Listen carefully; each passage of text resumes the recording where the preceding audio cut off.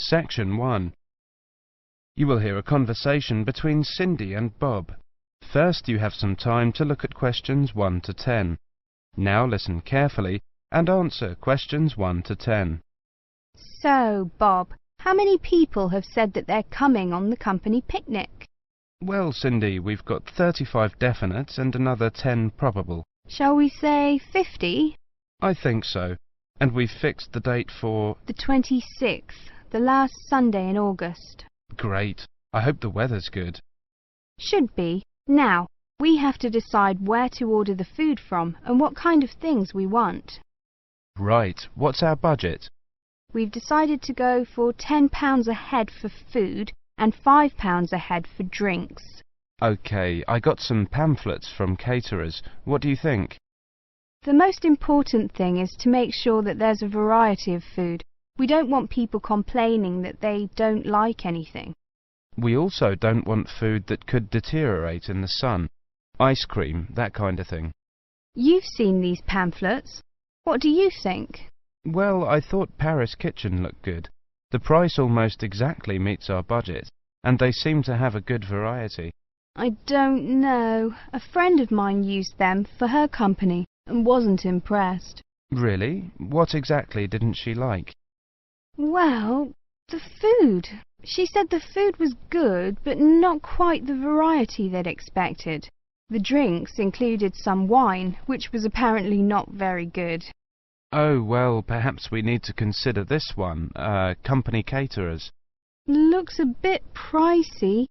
Mind you, I've heard that they are very good. Let me check the price.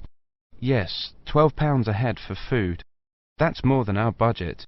Do you think we could get a discount? Let's see if it says anything in the pamphlet. Yes, they do offer a discount for groups of more than 30. 10%. Does that help us? 10% off £12. It's still more than we budgeted for. Hey, look at this one. Celebrations. It's a new company. I asked a few people about them, but no one has any ideas. Well, let's see. £9 a head for food and £5 a head for drinks. That's fine. What kind of food do they have? It says here that they just provide cold meals for picnics. Well, that's okay. And they include vegetarian dishes. We do have some vegetarians to take into consideration. Well, it looks good to me. The only problem is their lack of experience. I mean, it's a bit of a risk, isn't it? Yes, if the food's no good, we'll look incompetent. Ah, look here.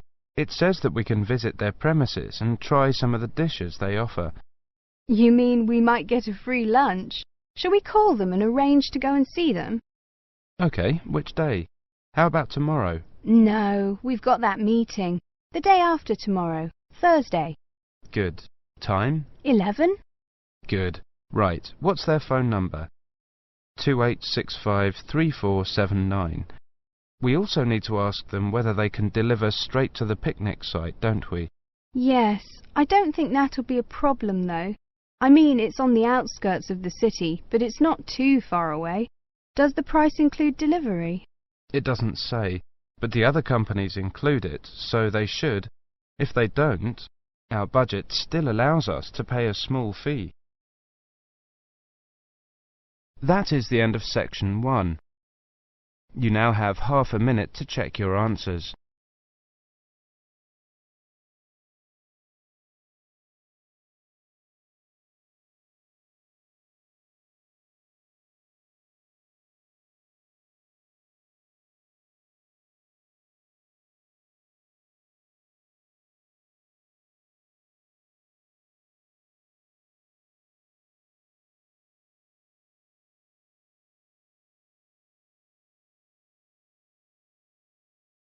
Now turn to section 2.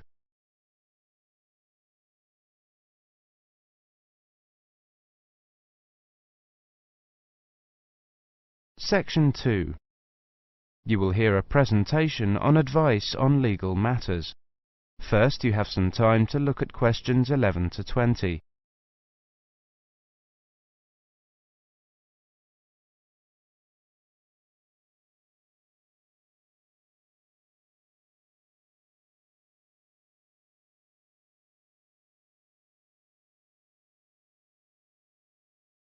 Now listen carefully and answer questions 11 to 20. Good afternoon, everybody. My name is Sally Miller, and I'm here to offer you some advice on legal matters whilst you are studying at this university. Happily, most international students complete their courses without running into any serious legal problems. But if you do find yourself involved in a legal dispute of any kind, ask for help. There are two options. First, contact the students' union or welfare officer. Even if they cannot help you directly, they should be able to advise you where to go for help. The second possibility is to contact the Citizens Advice Bureau in your area. You can find them in the local telephone directory. They will be able to recommend a solicitor if you need one, and tell you if there is a local law centre providing free legal advice. They will also be able to tell you whether you can claim legal aid to help pay for any court and legal fees. Let me give you some basic information about the police. The police have the power to stop and search anyone who appears to be behaving in a suspicious manner. If you are arrested for any reason, even if you know it to be a wrong reason, remember a few very important things. 1. Don't be aggressive. 2. Do not try to bribe the police officer. 3. If you are arrested by plainclothes police officers, ask to see some form of identification. 4. Give your true name and address if the officer asks you to. Lying to the police is a criminal offence. 5. Do not sign any statement until you have received advice from a solicitor. There is always a solicitor on duty at every police station. 6. You will be entitled to make one telephone call. If you use this call to telephone a friend, urge your friend to contact someone from your university or from the Students' Union and get advice about what you should do next. If you find yourself in trouble with the police, it is very important to get professional advice. Contact any of the following: your university welfare officer, the Students' Union at your university, your local Citizens Advice Bureau, a local law centre. If you are found guilty of an offence, it could seriously damage your position as an international student, so be sure to ask for help as early in the process as possible. Remember, obey the local laws. The laws here may not be quite the same as in your own country. Here are a few examples of actions that are illegal here. It is against the law to possess offensive weapons. For example, knives, guns, chemical sprays used for personal defense. Even women are not allowed to carry sprays or other deterrents to protect themselves against possible assault, except for rape alarms. Possess or supply hard or soft drugs. Disturb the peace. This is called disorderly conduct. This means that you can be arrested for being too noisy or rowdy. A few words about drinking. In this country, it is perfectly acceptable for adults to drink alcohol in moderate amounts. For many people, drinking is an established part of their social life. Going out for a drink is how they relax or spend time with friends. If you go to a party or visit people at home in the evening, your host will probably offer you a drink. Often a lot of university social life can revolve around drinking, especially for undergraduates. Do not be surprised if people arrange to meet in a bar, or if events are held in a pub. But you are not obliged to drink alcohol if you do not want to, even if you are in a pub or at a party where everyone else is drinking. You can always ask for a non-alcoholic drink instead. And if you feel uncomfortable going to places that serve alcohol, explain this to your friends. There are lots of other places where you can meet.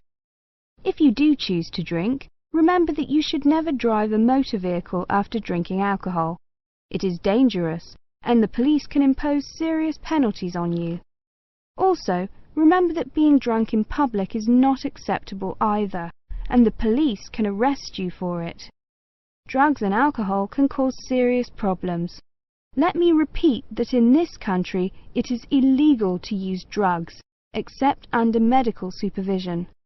But if you do use illegal drugs and you develop a problem, there are organisations you can contact. Contact your students' union or your student counsellor. Anyone over 18 years old can legally buy and consume alcoholic drinks in this country. But if you think you might be drinking too much, get help and advice from your student counsellor or your doctor. Again, there are special organisations that can help you with drug and alcohol problems. Contact them. That is the end of section 2. You now have half a minute to check your answers.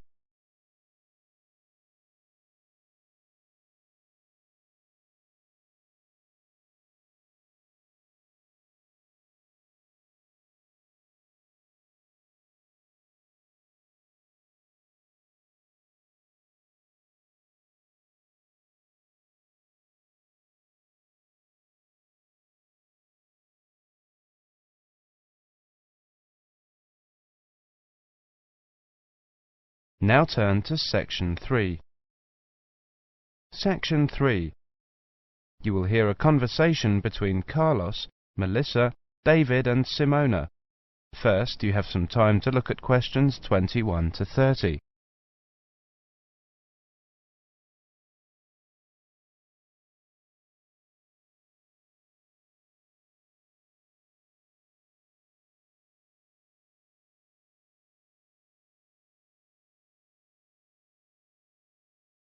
Now listen carefully and answer questions 21 to 30. Okay, everyone. Let's look at what presentation tips we come up with for our next seminar, Melissa. Okay, here's my first tip. Show up early. Some experienced presenters say that something good is bound to happen. I'm not sure about that, but... Well, you may have a chance to head off some technical problem. Also, at the beginning, before you actually begin your presentation, people filter in slowly. It's a great time to introduce yourself. Can't argue with that. Simona had some ideas about opening. Have a strong opening. I picked up a few ideas for structuring your opening. First, never apologise. If you're worried the presentation won't go well, keep it to yourself and give it your best shot. Besides, people are usually too preoccupied with their own problems to notice yours. I like that. Open by addressing the following 3 questions. What's the problem? Who cares? What's your solution? Excellent suggestion. David, you've gone quiet. Well, my next suggestion is PGP. That means that with every subtopic, you should move from the particular to the general and back to the particular. Even though the purpose of a subtopic is to convey the general information, bracing it with particulars is a good way to draw attention and promote retention. I've got another one. This might not be a tip so much as a law. Give everyone at least one piece of paper. A piece of paper is a record from your presentation. People can use that to help recall the details of the presentation, or better yet, to tell others about it. The next tip I have is know your audience. This is, of course, a general piece of advice for public speaking. See if you can find out what styles of information a presentation they are most familiar and comfortable with. Adapting your presentation to those styles will leave fewer barriers to the direct communication of your material. I like that idea. We mentioned possible technical problems before. My next point is that maybe speakers should rethink the overhead projector. Is one really necessary? I think that often is, but I agree with your basic point, Simona. Don't use one just because it's there. Maybe a good tip is to consider carefully what you're putting on your slides. Yes, David, that's a very good point to make. Slide content is, well, you don't want too much, too little. Carlos? Good point, both of you. Another point I have is to respect the audience. Don't condescend by dumbing down your lecture. Show them respect by saying what you believe and what you know to be the whole story. I also have a point about humour. I think that humour is generally good, but be careful with it. Humour in a presentation works best when it actually drives the presentation forward. If you find you're using canned jokes that don't depend on the context of the presentation, eliminate them. David? Maybe, Melissa, but always be very careful about jokes that put down a class of people. If you're going to alienate your audience, do it on the merits of your content. Also, avoid masculine or even feminine pronouns as universals. It can be a nuisance to half the audience. As universals, use the plural they. The Oxford English Dictionary has allowed they as a gender-neutral singular pronoun for years. Thanks, Simona. Thinking towards the end. Take care with the questions. Many people judge the quality of your talk not by the 20 minutes of presentation, but on the 30 seconds you spend answering the question. Be sure to allow long pauses for questions. 10 seconds may seem like a long pause when you're at the front of the room, but it flows naturally from the audience's point of view. Let people know you believe your material. Speak with conviction. Believing your subject matter is one of the best ways to speak more effectively. Finish early, and something good is almost bound to happen. If nothing else happens, people will be able to leave early, and suddenly they'll have an extra couple of minutes to do things they didn't think they'd get to. People will really like you if you do that. I think we have missed the key point. Practice. Practice over and over and over. If you can, record your presentation. Play it back and watch yourself. You'll discover 1,000 horrible things you never knew about yourself. Now watch it again without the sound. Why are your hands flying around like that? Now listen to it with the picture. Get rid of those ums. Now watch it at twice the normal speed. This emphasizes low-frequency cycles in your gestures. David, those were excellent points. I have one more, something quite simple, but often overlooked. I read that the two most dehydrating things you can do in a modern civilization are live presentations and air travel. I don't know if it's really true, but the message is that the way to stay sharp is to drink lots of water. Take care of your body, especially your voice. If possible, avoid alcohol too. So, we've got to organise these points now. That is the end of section 3. You now have half a minute to check your answers.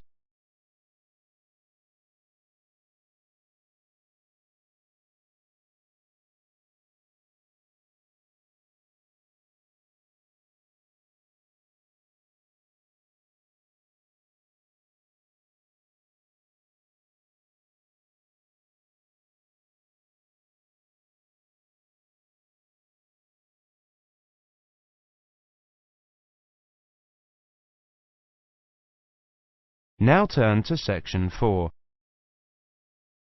Section 4. You will hear a monologue on the subject of the Celts. First, you have some time to look at questions 31 to 40.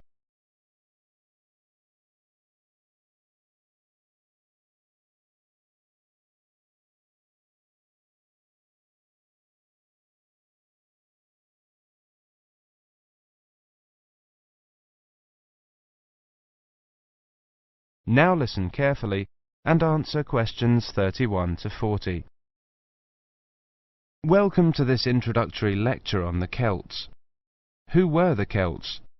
The Celts were an Indo-European group, that is, related linguistically to the Greeks, the Germanic peoples, certain Italic groups and peoples of the Indian subcontinent. They arose in Central Europe at the beginning of the first millennium BC, and were an iron-using and horse-rearing peoples.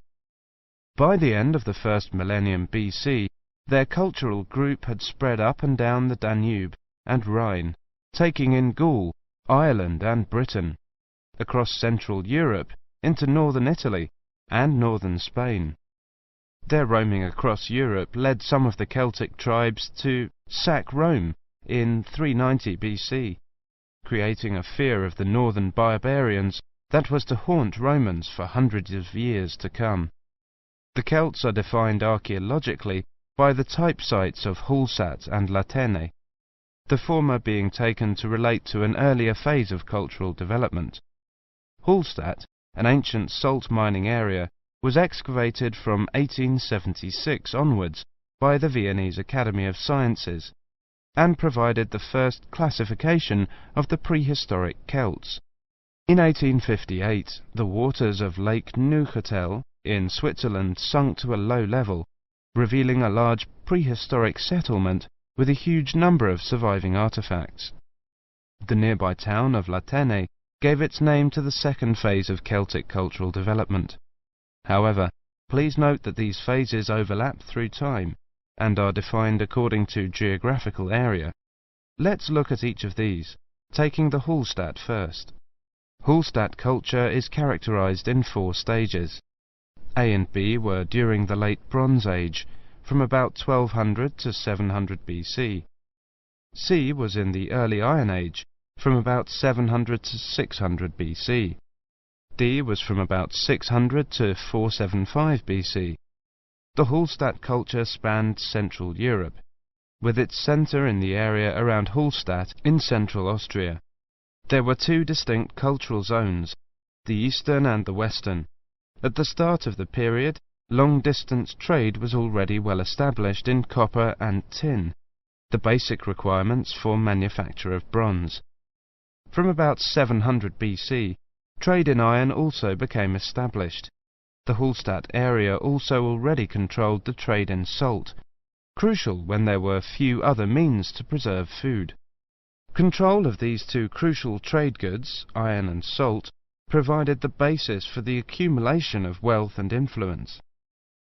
From 800 BC, some burials of rich people can be identified in Central Europe, with grave goods such as wheeled wagons and iron swords.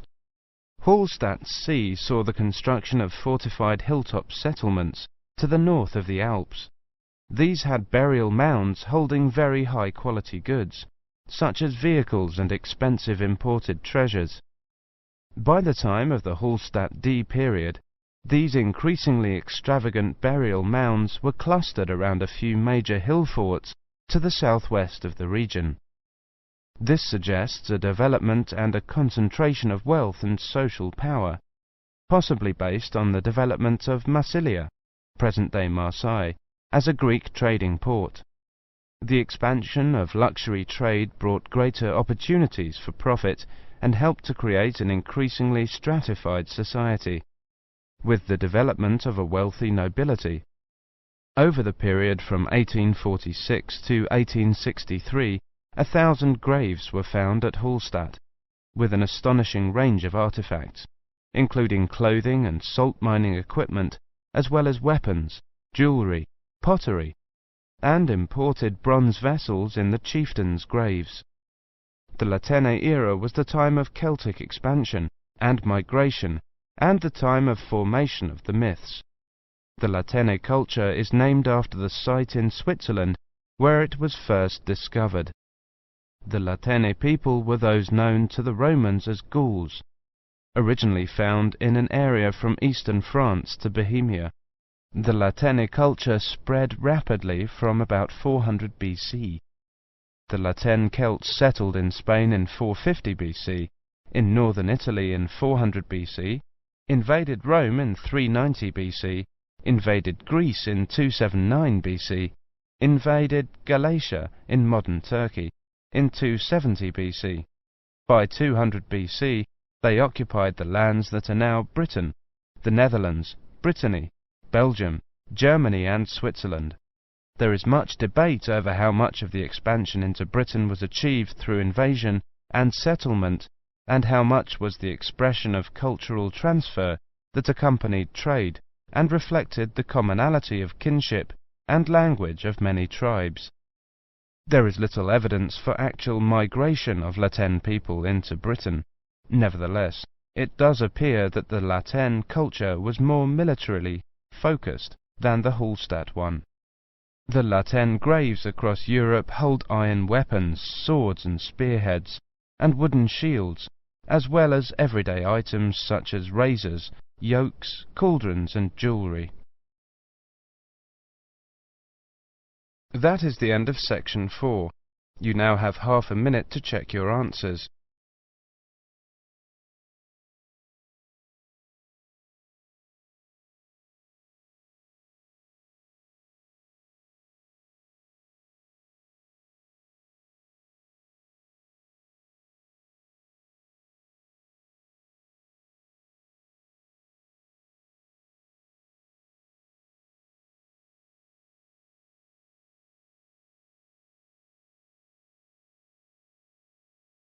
That is the end of the listening test.